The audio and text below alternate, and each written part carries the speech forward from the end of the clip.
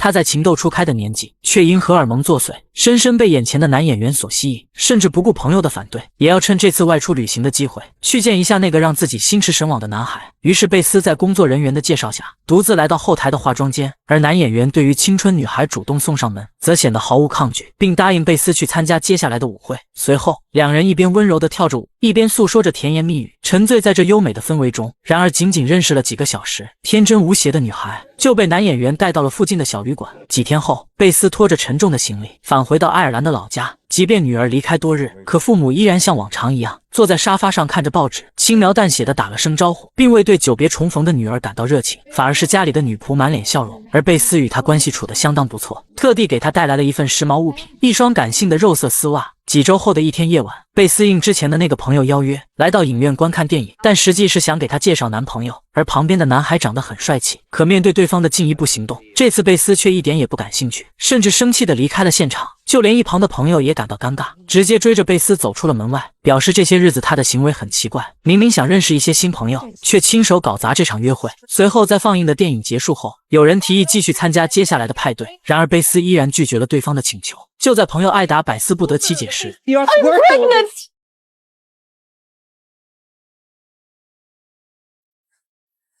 Can't think of what to say. How sure are you? Have you told your parents? You'll have to, Beth. There's no point in putting it off. They'll know soon enough anyway. 就是和演员的一晚邂逅，让这个单纯的女孩意外中招了。目前朋友也不知如何是好，因为那个演员在全国巡演，根本就没留下联系方式，所以想找到那个人负责比登天还难。况且本就是你情我愿的事，怪就怪自己年少无知。而贝斯目前应该考虑的是如何面对传统理念的父母。果不其然，当两个老人听说女儿发生了这种事，气愤的心情溢于言表。刚刚步入19岁的年纪，怎么就做出这种丢人现眼的事呢？老父亲甚至幻想叫贝斯说出孩子的父亲是谁，然后面对男方的家长好好谈一下，希望两人早日完成婚礼。但令二老万万没有想到，就连贝斯都不知道对方的名字，想找到那名演员如同大海里捞针，看来只能面对现实了。可父母是虔诚的天主教徒，家里怎能允许赡养一个私生子呢？于是在第二天清晨，女仆敲响了贝斯的房门，说楼下有名客人想见他。原来父亲请了一名神父到家里做客，他是父亲多年的好友，也是为解决贝斯的事情而来。而就在女孩感到诧异之时，神父径直坐到了她的身边，并递给贝斯了一张相片，上面的男人是神父的远亲，一个年近40多岁的农夫，妻子在3个月前离世了，希望趁着年轻还能找到个老婆。而贝斯的这种遭遇显然很合适，其父母也默许了这种做法，但女孩却实在接受不了。难道就因为她犯下的这次错误，就让她嫁给一个不喜欢的人吗？她请求母亲不要这样对她，可这或许是唯一能避免给家门造成耻辱的办法。而面对女儿的顽固不化，父亲甚至有点着急。好在神父叫他稍安勿躁，显然这种事情还得慢慢来。与此同时，还有另一种解决办法，就是把贝斯寄宿在修道院，那里有很多意外怀有孩子的女人，不过需要每天参加纺织厂的工作，因为只有这样修道院才肯收留。看着那杂乱不堪的场面，遍布难闻的气味，贝斯实在无法长期忍受这种生活，于是果断拒绝了这种提议，丝毫未犹豫便离开了修道院。所以目前也只能嫁给农夫了。按照传统习俗，他们在教堂简单举行了婚礼，丈夫穿的西装革履，看着娇美年轻的新娘满脸期待。可贝斯却截然相反，眼里充满了悔恨的泪水，嫁给了一个不喜欢的男人，也从这刻起彻底改变了自己的命运。而丈夫居住的地方在乡下，所以老父亲按习俗需要把闺女送过去，同行的还有他的好友艾达。可偏偏天空不作美，不停地下着瓢泼大雨，直到前面一辆车在路边等候，这是丈夫的表弟特意过来接他们。于是贝斯和好友道别后，转移到了另一辆车。父亲想为他披上一件外衣，可是果断被贝斯拒绝了。看来女孩对父母的安排很难让她释怀，即便老男人趴在车窗前，懊悔地表示自己的无奈之举，但事已至此，说再多也无法改变现状了。亲情的不舍就如同这冰冷的大雨，让贝斯无法预料未来的生活，也让老父亲难以割舍内心的隐痛。不知下次相见，双方又会是一种怎样的场景？随着时间的流逝，汽车在山路上整整开了2个小时，而丈夫表弟的眼睛却经常从后视镜里窥探贝斯，这让女人多少有些不自然。然而突然的一次震动，让汽车陷入沟壑中无法摆脱。好在目的地没多远了，于是丈夫决定带着新娘，只能冒雨徒步回家。与此同时，表弟的眼睛就没离开嫂子的身体，似乎很同情这个可怜的女人。而接下来又会发生什么事？关注阿涛，下期接着讲。年轻女孩意外怀了别人的孩子，为了避免给父母造成耻辱，只能被迫嫁给一个丧偶的老男人。然而女孩刚到丈夫的家里，就发现还有4个未成年的孩子，而刚满19岁的她也只能面对这无奈的现实了。随后，丈夫让3个女儿依次向贝斯阿姨打招呼，而前2个还挺友善，主动向对方握手。可当轮到第3个女儿时，小姑娘眼神中却充满了冷漠，更别提与后妈握手言和了。其实这种态度情有可原，毕竟亲妈刚刚去世了3个月，或许还未从悲痛中走出来。与此同时，帮忙照看孩子的邻居蒂莉也是时候回家了。在这新婚大喜的日子里，给夫妻2人腾出更多美好的时间。于是，等夜深人静的时候，双方开始躺在床上准备休息。即便丈夫明知道贝斯肚子里怀了宝宝，可在这难忘的春宵时刻，显然不会让自己有所遗憾。而女人只有空洞的眼神，默默承受这个丝毫无法让自己荡起涟漪的男人。贝斯的青春彻底结束了。看着眼前面色苍老的丈夫，她整夜都无法入眠，甚至嫌弃的起身换了一套睡衣，然后再披上一件外套，只为杜绝与对方有肌肤之亲。而她所做的一切，其实并未蒙蔽假装沉睡的丈夫。以后的日子里，贝斯极力维护与孩子们的关系，2女儿依然对她很冷淡，所幸大女儿很懂事，试图在继母和妹妹之间调节情绪，而这多少让贝斯感到一丝温暖。随着时间的推移，女人肚子里的反应越来越大，于是她经常来到海边散步，也为接下来的顺利生产做准备。但有个人总会在远处观望，他是贝斯丈夫的表弟斯克拉，一个不善言语且未婚的男人。就这样，时间来到2个月后，女人在一阵阵声嘶力竭的呼喊中，即将迎来新生儿的诞生。屋外的丈夫则从柜子里拿出了威士忌，他并不是庆祝这幸福的一刻，而是想用这东西来麻痹自己。与此同时，住在山坡上的斯克拉也听见外面传来的叫喊，显然这是嫂子即将生产了。随后，贝斯顺利诞下1名男婴，但丈夫却显得并不高兴，毕竟前妻为他生的4个孩子全是女儿，如今终于收获了儿子，只可惜不是自己的亲骨肉，怎能让老男人开心的起来呢？而丈夫的表弟却恰恰相反，斯克拉在第一时间给嫂子道喜，并慷慨向其表示，如果有需要他可以随时提供帮忙，同时还主动走上前，用手温柔地抚摸着孩子，显得极为亲切和喜欢。就连贝斯都有些意想不到，这个表弟竟是一个如此心思缜密的男人。第2天，在一个小酒馆里，村里的男人们都在这里消遣，贝斯的丈夫也在其中，但他却遭到了邻居们的调侃，甚至有人说他无缘无故得了个大胖小子，这让男人的情绪立刻变得很激动，险些和对方动手。但看到表弟在一旁观望，又把愤怒的情绪转移到他的身上。其实2人表面是亲戚，实则因为土地的纷争一直不和，而老男人经常看到表弟在农场窥视他的妻子，所以护妻心切的他警告斯克拉最好离他妻子远点，不然连亲戚都没得做。兄弟2人大庭广众之下理论这种事，也真不怕别人看笑话呀。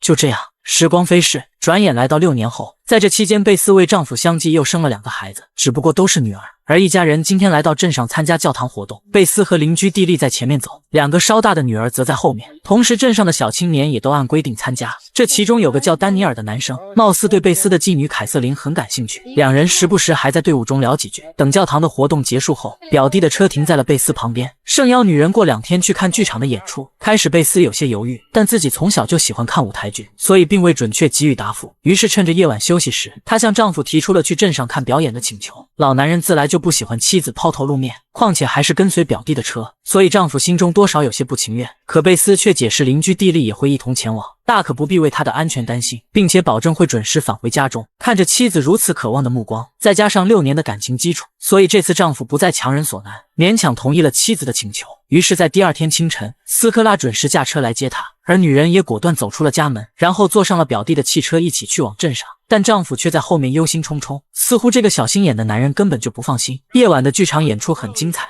可令场下的贝斯万万没有想到，在这里居然碰到了那个抛弃她的男人。一切的伤痛如潮水般涌来，她本想在结束后赶快离开此地，害怕被对方发现，但有些事总是那么不期而遇。男人一眼就在人群发现了贝斯，即便整整过去了7年，即便2人当初只认识了几个小时，可贝斯曾留下的记忆始终在男人心中无法抹去。而旁边表弟似乎看出了点什么，于是上前提醒嫂子应该回家了。怎奈贝斯似乎有点不舍得，然后让表弟和弟弟去外面等他一会，与对方说几句话就去找他们。与此同时，这个叫乔治的演员目前有一个女朋友，接下来2人准备去酒吧，希望贝斯也能一同前来。于是女人决定改变计划，她向弟弟表示今晚想留下来，而同伴也非常慷慨，解释会守在他的身边。随后贝斯又来到表弟面前，希望对方不要再等他了。她和弟弟决定好好享受一晚，至于家里的丈夫会怎么想， He's leave my husband and his worries to me.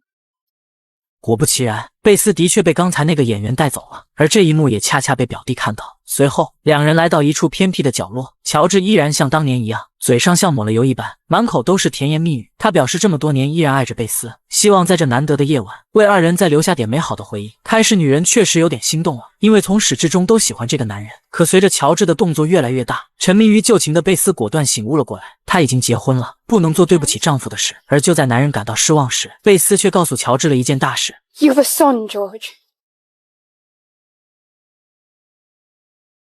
A son. A son. This is going to take some time to take in. I didn't mean it like that. You must understand, Elizabeth, that this is the last thing that I expected. What do you want me to do? My family. My mother and father. My best friend, Ida. I haven't seen any of them for 6 years because you gobbled them up. At the time, you seemed quite the co-conspirator, if I remember correctly. 贝斯对男人的表现失望至极，显然对方是一个彻头彻尾的伪君子，只怪自己当初瞎了眼。与此同时，乔治的女友突然出现在两人面前，女孩不明白他们之间究竟有过什么事，但贝斯诚恳地向对方解释，最好离这个演员远点，因为乔治一生都在演戏。说完，贝斯便离开了这里。等回到寄宿旅馆时，女人伤心地向同伴叙述了当年所发生的事，只怪当初自己年轻幼稚，居然喜欢上了这么一个薄情寡义之人。而贝斯今晚留宿的经历，也将在第二天为自己买单。接下来又会发生什么事？关注阿涛，下期接着讲。只因妻子昨晚一夜未归，当第二天小心眼的丈夫从田间看到她返回的身影时，即便82年的咖啡也无法压抑心中的愤怒。随后，疲惫的贝斯回到家中，几个妓女也都像往常一样很听话。然而，还没等女人来得及休息，丈夫便气势汹汹地破门而入，情况变得急转而下。Neely, what's wrong? Slut. What? You heard me. Slut. Harlot. Dada. Shut up! Mummy, he didn't mean it. Get that brat out of here. Go on! All of you!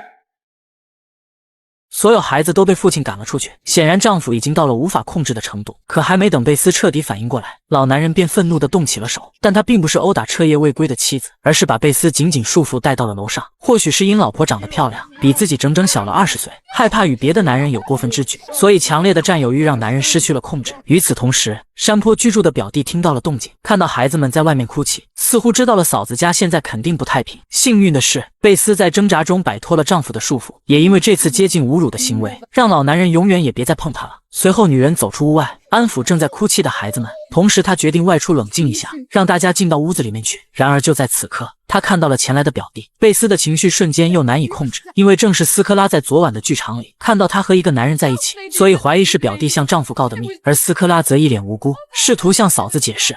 I never said anything to anyone about last night. You liar! 本来就看不了嫂子如此痛苦，现如今自己却成了那个被怀疑的人。于是贝斯来到附近的一块小湖中，想让冰冷的水带走身上的烦忧。然而他丝毫未意识到，不远处走来一名打猎的小青年，看着女人在水中优美的身姿，男孩果断驻足在山坡上，静静欣赏这美如画的风景。可他随后又抑制不住内心的冲动，想主动上前与对方搭话。而眼前出现的陌生人不禁让贝斯连连后退，况且男孩还脱下了外衣，只不过是来到女人身边，贴心的防止她避免感冒。原来对方名叫丹尼尔，是贝斯二女儿的一个朋友。两人在闲聊几句后，丹尼尔盛邀女人参加周六的舞会，并表示会与她一同跳舞。而贝斯对这样的提议略显疑惑，却未能掩饰嘴角露出的笑意。或许是自己想多了。在从幻想中恢复理智后，及时把外套脱下递给了对方。然而贝斯那充满吸引力的身影，却在男孩的脑海里成了一道无法抹去的色彩。随后女人径直返回到了家中，却看到外面摆放着一架自行车。与此同时，表弟依然像往常一样从山坡上默默注视着她，不知这个不善言辞的男人内心究竟是怎么想的。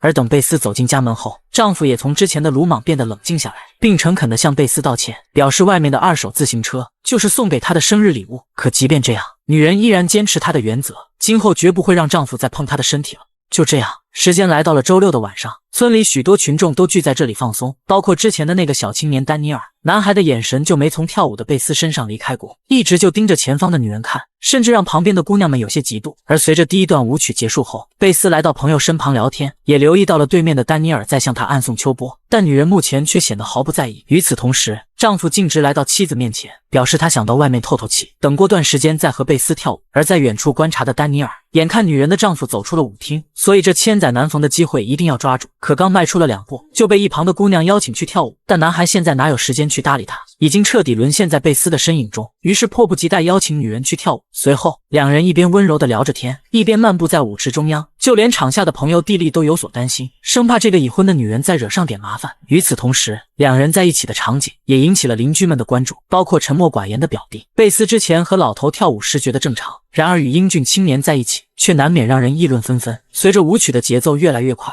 外面透气的丈夫也即将返回。老男人刚进来就四处寻找妻子，而贝斯的朋友蒂莉发现了他，同时一旁的两人正缠绵的喜笑颜开，这显然不是什么好事。于是蒂莉在拒绝舞伴后，立刻打断了在一起的二人，这多少让男孩有些扫兴。殊不知贝斯的丈夫就在不远处。随后，蒂莉把朋友拉到了一块僻静之处，警告他最好今晚注意点。You're only dancing to me. Darling, you were lit up like Catherine Wheels.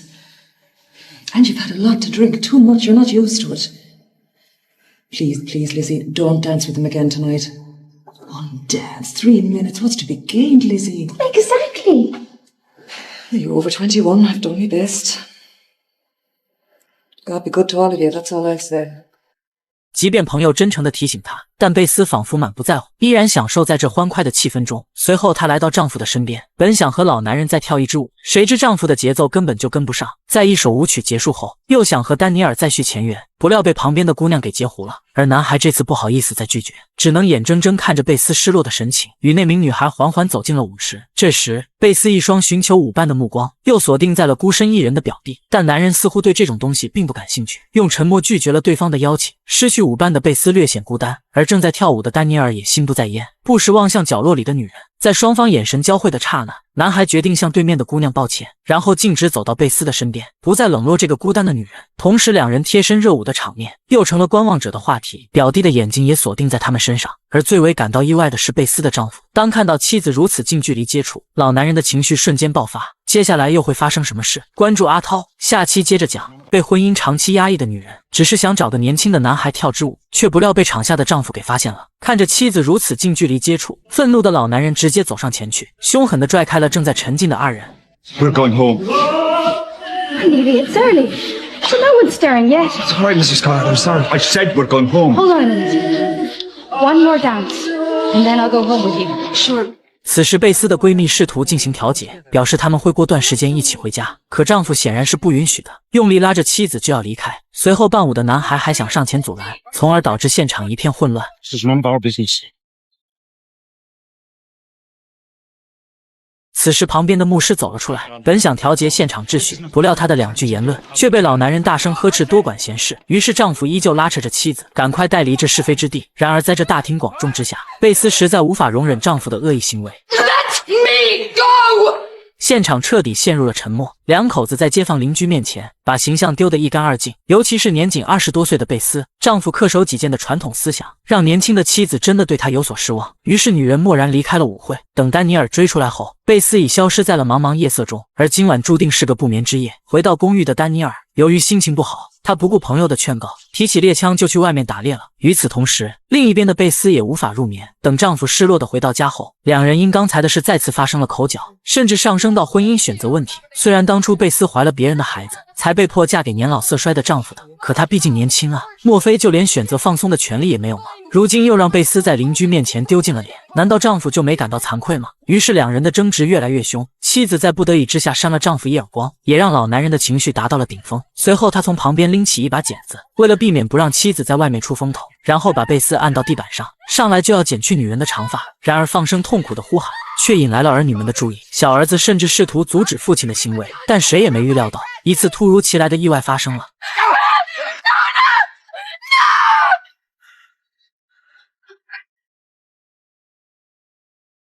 Let me. Don't lay a finger on him. Mary, look after the baby. Margaret, run over to the Harringtons. They should be home by now. Tell them we need to borrow their horse and car. Go as fast as you can. 小家伙头部被撞破，陷入了昏迷，需要赶紧送往医院。而丈夫也只剩下了一脸茫然。随后，贝斯联系到闺蜜蒂莉的马车，又在众人邻居们的帮助下转移到一辆汽车上，需赶快送往城镇救治。而这一幕正好被表弟看到。与此同时，一夜的悲惨遭遇让老男人终于体会到了自身的错误。他坐在外面的田野里，试图沉痛自己难以抑制的情绪，可有些事总是祸不单行。偏偏丹尼尔正在附近打猎，传来的枪声被老男人听到了，认为所有的祸端都因他而起，所以男人再次无法冷静，奔着丹尼尔就追了上去。同时，表弟的车从附近经过，他从车里看到了持枪的丹尼尔，也留意到后面追逐的表哥。突然，一种不祥的预感袭来，于是他迅速跑出车外，想阻止这场悲剧发生。然而，还未到达两人旁边时，他们就消失在一处山坡的后面，也让这个不平凡的夜晚成了所有人难以接受的痛。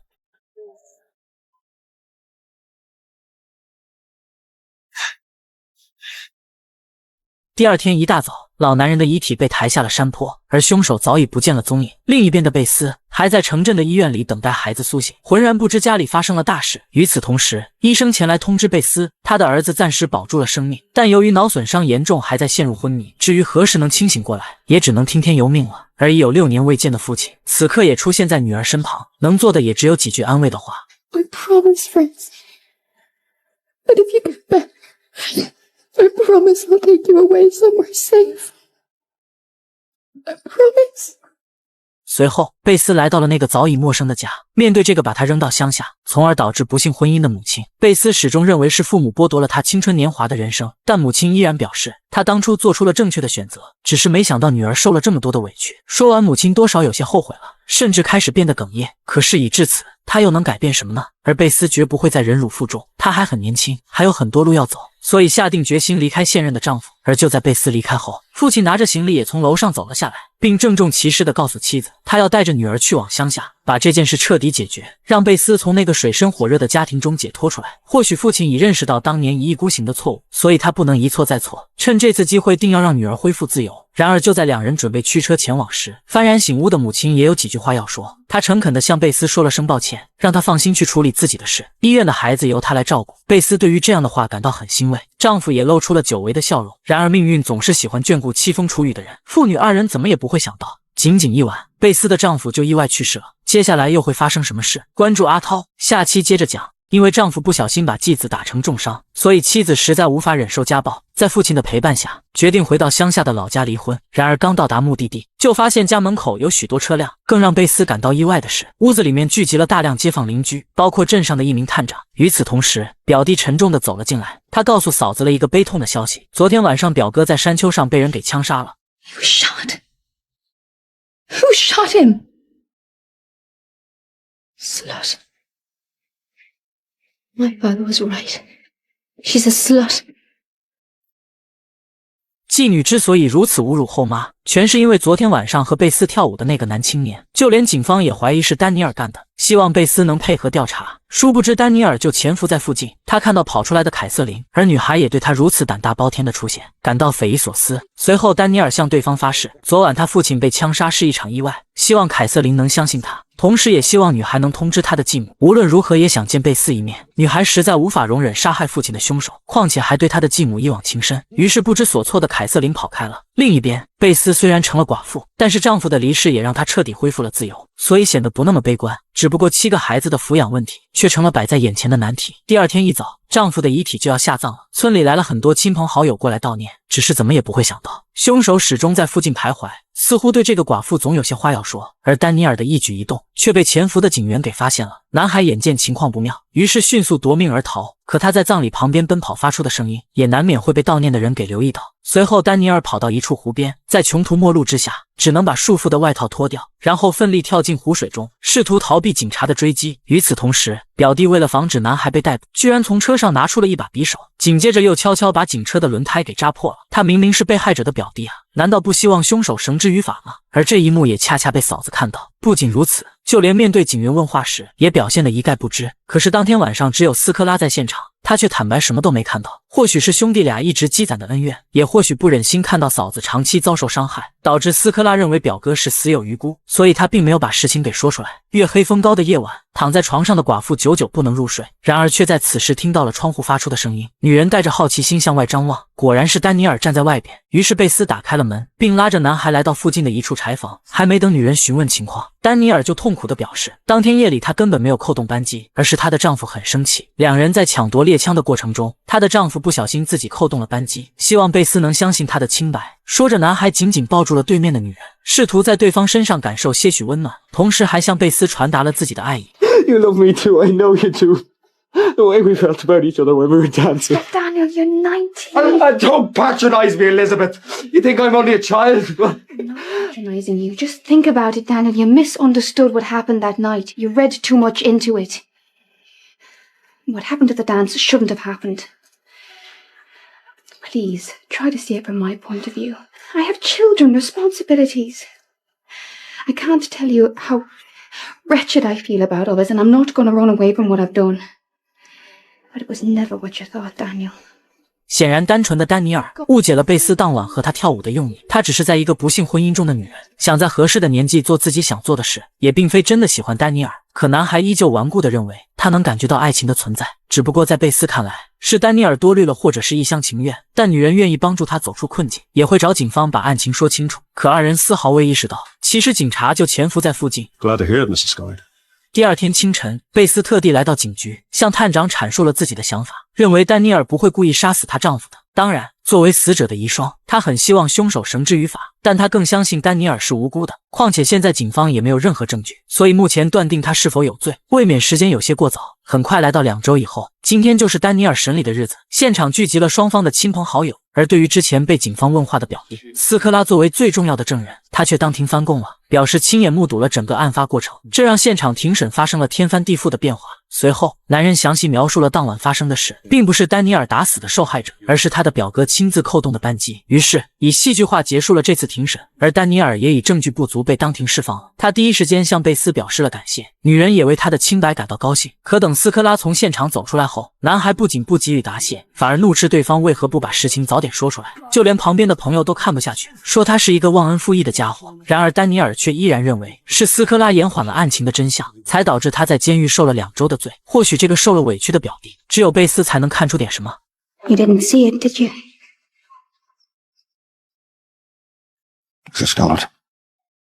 生活恢复了往日的平静。幸运的是，贝斯的小儿子也从昏迷中清醒，这或许是女人近期最开心的事。但天有不测风云，由于丹尼尔一直对贝斯抱有情愫，所以他经常在女人家附近转悠，而贝斯的2女儿却偏偏喜欢这个男孩。所以当他看到丹尼尔时，主动上前打招呼。男孩最近心情很压抑，经常手里攥着威士忌。当他试图递给凯瑟琳时，女孩丝毫未犹豫，便一口给闷了下去。不仅如此，心情激动的女孩还一把牵住了对方的手，这让丹尼尔似乎暗示到了什么。等第二天清晨，一家人吃早饭的时候，贝斯才发现2女儿并未在房间里，这说明昨晚一宿凯瑟琳都没回来。女人有些着急了，走出门外时却发现墙上摆着一张字条，上面写着凯瑟琳不会回这个家了。本来就和继母相处的不好，这次离家出走怎能不让贝斯担心呢？所以他四处打探女儿的下落，也惊动了山坡上居住的表弟。于是男人直接驱车来到城镇寻找。接下来又会发生什么事？关注阿涛，下期接着讲。男人怎么也不会想到，自己刚满15岁的侄女竟然跟这个不知廉耻的家伙开房。为此，当叔叔的情绪立即达到顶峰。随后2人纠缠在一起，而年轻的丹尼尔不仅对女孩的母亲一往情深，现如今又控制不住自己，跟贝斯的女儿在一起，简直把道德践踏得一败涂地。可即便这样，女孩依然心甘情愿跟着他，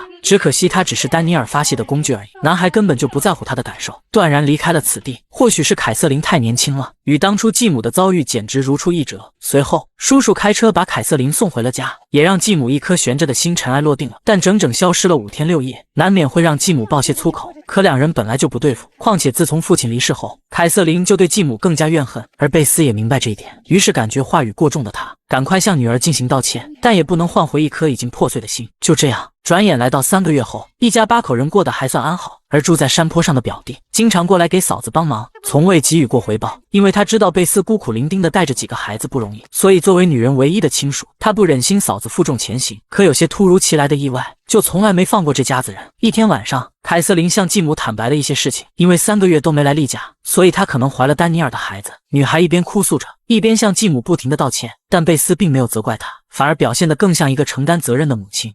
That at the moment it seems like this is the end of the world. Trust me, Kitty, it's not. You have to look on the bright side.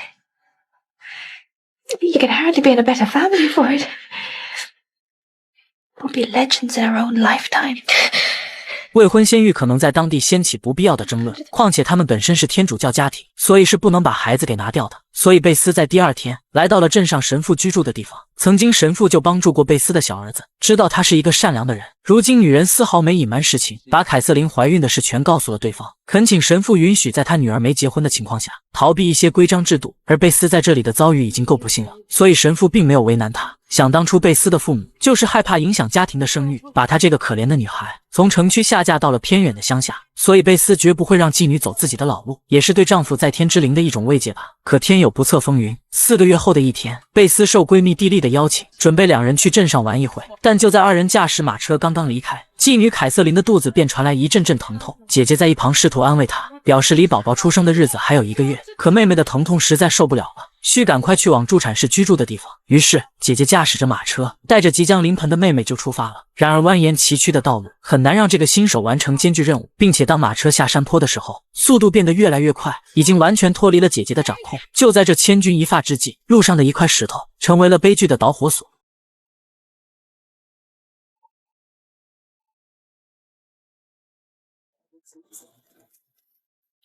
Did you hear that? 和同伴打猎的表弟认出那匹马是贝斯家里的，也预感到了大事不好，于是他赶快向着山坡下跑去。而狼狈不堪的现场瞬间让斯科拉寻找侄女的下落，但令人感到惋惜的是，大姐由于头部遭受撞击，导致伤势过重，已经先行离去了。就在斯科拉痛苦万分之时，他听到了传来的求救声，原来凯瑟琳也在不远处，于是叔叔又赶忙跑来查看她的伤情。可女孩发出惨烈的哭喊，显然已到了生产的关键时刻，而目前等轿车过来时间已来不及了，每过1秒就仿佛经历地狱般的煎熬。叔叔同样不知所措，他不断地试图安慰，但有些事情是无法抑制的，在没有得到任何捷径下，斯科拉只能孤注一掷，在现场为侄女接生。